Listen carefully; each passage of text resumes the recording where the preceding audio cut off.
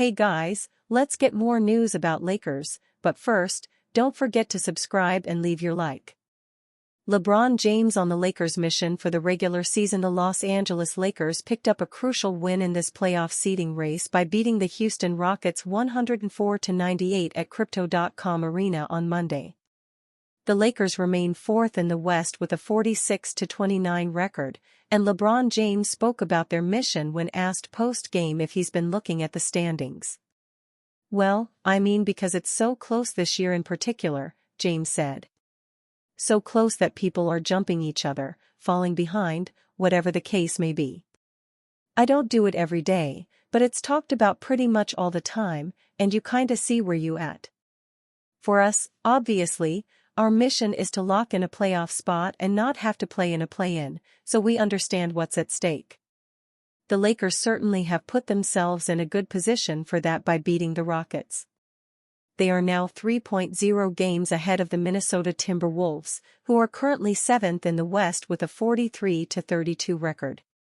Both teams have just 7 games left to play in the regular season, and it'd be a shock if the Timberwolves managed to climb above the Lakers.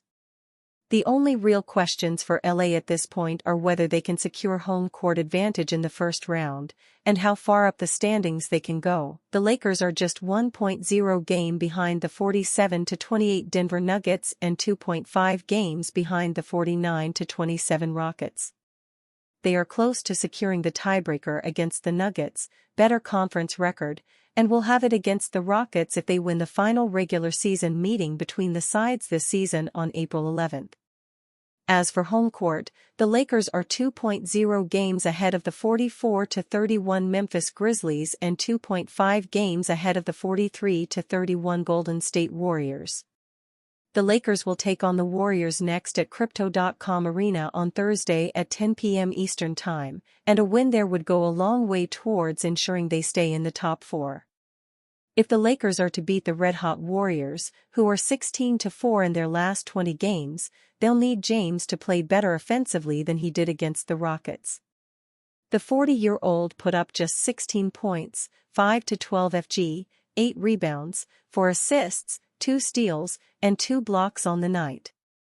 Luka Doncic and Austin Reeves weren't at their best either, and the Lakers had the likes of Dorian Finney-Smith and Gabe Vincent to thank for this win over the Rockets. It's unlikely the role players will deliver in that manner in back-to-back games, so the big guns will have to step up against the Warriors. It will be interesting to see if James does deliver. The 21-time All-Star hasn't quite been at his best since he came back from that groin injury. James has averaged just 18.7 points on 43.4% shooting from the field in the 6 games he has played since returning. A 25-point outing against the Grizzlies on Saturday led you to believe that James was back to his best, but he struggled against the Rockets right after that. Which version of LeBron shows up could well end up deciding who wins this Lakers-Warriors game. 3 takeaways from Lakers' 104-98 win over Rockets. Los Angeles, it felt like a playoff game in many ways. It was defensive, grinding, at points feeling more like a throwback to a 2003 game. It certainly wasn't always pretty. But it was illuminating. Monday night, the Lakers beat a Rockets team on the second night of a back-to-back 104-98. While we don't want to read too much into one game, this one shed some light on these teams heading into the playoffs because of its intensity. Here are my 3 takeaways. West playoffs will be bloodbath. This Rockets/Lakers showdown was a perfect example. 2 of the top 4 teams in the West locked in a physical game filled with little chess matches. For example, the Lakers went small with Dorian Finney-Smith as the center to space the floor and pull the Rockets' bigs out from the paint. The Rockets countered by playing 2 7-footers, Alperen Sengun and Steven Adams, to try and overpower the smaller Lakers. And then there was Dillon Brooks trying to get under LeBron James' skin. Just like old times. Now imagine all that and more with the added urgency and intensity of the playoffs. The West is a conference where the current number 8 seed is 11 games over .500, 43-32, has a top 3 defense in the league, and those Clippers feature future Hall of Famers Kawhi Leonard and James Harden. For comparison, all 4 teams headed to the play-in in the East are below .500. Lakers' small lineup can defend. When was the last time you saw Luka Doncic hustle like this on defense? They emptied the tank on the defensive end, Lakers coach J.J. Redick said, not just of Doncic but his team. It's that defensive effort that should give Lakers fans hope. The knock on the Lakers' chances at a deep playoff run is directly tied to their defense. Austin Reaves and Doncic are below-average defenders who will be targeted in a playoff series, and there's no traditional big man providing rim protection behind them to clean up the mess. Except, the Lakers' defense is thriving anyway, at least when LeBron James is healthy. For a couple of nights now, against Memphis and Houston, the Lakers have shown these smaller lineups are very active and aggressive defensively. It threw the Rockets off for stretches. Well, defensively it's just packing the paint and gang rebounding. I think we did that tonight, Redick said of the defense. LeBron, James, 8 rebounds, Austin, Reaves, 8 rebounds, Luka, Doncic, 6 rebounds, Dorian Finney-Smith, 6 rebounds, Gabe, Vincent, 4 rebounds and Vondo, Jared Vanderbilt, 6 rebounds. That's how we have to control the glass is by committee. What makes it all work is LeBron's versatility. He was fantastic much of the night, particularly covering Sengun, using his physicality to slow one of the key hubs of the Rockets' offense. He didn't do it alone, the Lakers did a great job fronting Sengun at points, bringing the double teams and taking away what he wanted to do. I thought defensively we were very locked in with our game plan and what we wanted to do. LeBron said. We understood that we had to key in on our keys defensively in order to win the game. LeBron seemed to be everywhere, and he had the key block late for Los Angeles. With Jackson Hayes his only traditional big, Redick is going to go small during the playoffs and the Lakers' defense will be tested. However, with wings like Dorian Finney-Smith and Jared Vanderbilt, the Lakers' defense might be good enough. Who is Houston's go-to option?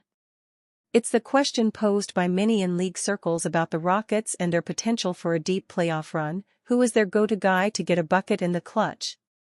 Reggie Miller brought it up on the broadcast. In the moments when the Lakers' defense gave Houston fits, that lack of a clear number 1 guy who could be a relief valve stood out. The Rockets don't have one guy they trust to just bail them out, get a bucket and change the game's momentum. Houston does it by committee, Jalen Green, Amen Thompson, Sengun, all with their veteran, and the guy with the ring, Fred VanVleet as the table setter. It can work, this is a deep team, but that approach lets them down at points. One of those points was against the Lakers, when the Rockets didn't break 100 against an aggressive Lakers D. To be fair, the Rockets were on the second night of a back-to-back and tired legs may have been behind some of the missed three-pointers. Then there were the turnovers. The difference is just making shots and limiting turnovers, Amen Thompson said. We had 2 turnovers at the end that we didn't need. Without those, it could have been a different game. I think our defense was pretty good, but we just needed to score more. Which comes back to who is the go-to person on the offense. It's one thing the playoffs will tell us about the Rockets, or it will tell the front office they need to go get a player like that.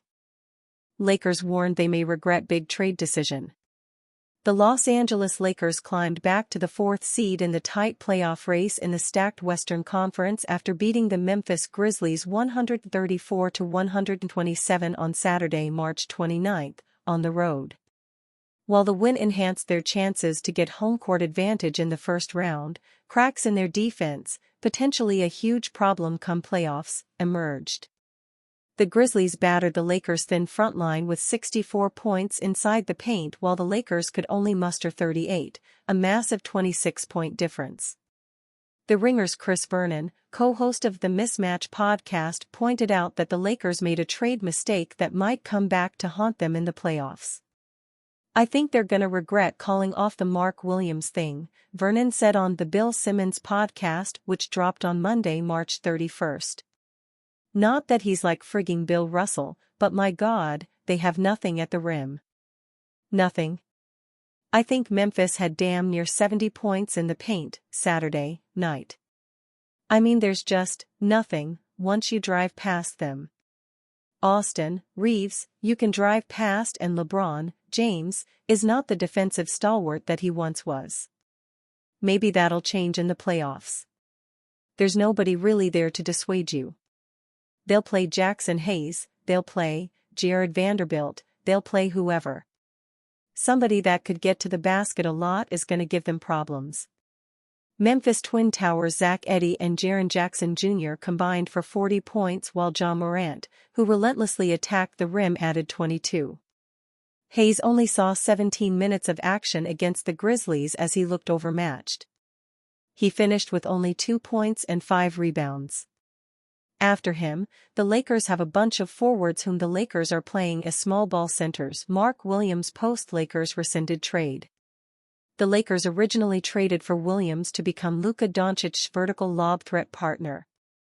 They gave up a hefty package consisting of number 17 pick Dalton Knecht, Cam Reddish, a 2031 unprotected first-round pick and a 2030 pick swap. But they had a change of heart following Williams' physical and rescinded the trade. Williams' physical with the Lakers showed multiple issues, ESPN's Shams Charania reported on February 8. Charania added the issues were not related to the back injury that limited Williams to 19 games last season. Since the Knicks deal, Williams has appeared in 16 games in his return to Charlotte. The 7-foot, 243-pound big man averaged 14.9 points, 10.8 rebounds, 2.8 assists and 1.5 blocks. Williams, 23, was adamant the Lakers did him wrong. I didn't think I had failed my physical, Williams told Charlotte Observer on February 20. That didn't even cross my mind. The night I got traded I played hella minutes. I didn't think in any world that was possible. Since I've been back since the start of the year, I've played games with a lot of minutes. I feel like every injury I've had has been well documented and I've recovered and been 100% since.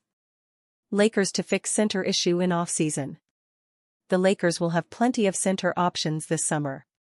Indiana Pacers Miles Turner and Atlanta Hawks Clint Capella are the top candidates who are linked to the Lakers. But there are also other options such as unrestricted free agents Brook Lopez, Al Horford and Kevin Looney. But none of them are as youthful and as athletic as Williams. Only time will tell if the Lakers made the right decision to call off the Williams trade. Are you a fan? What do you think of Mark Williams' statement? Leave your opinion in the comments.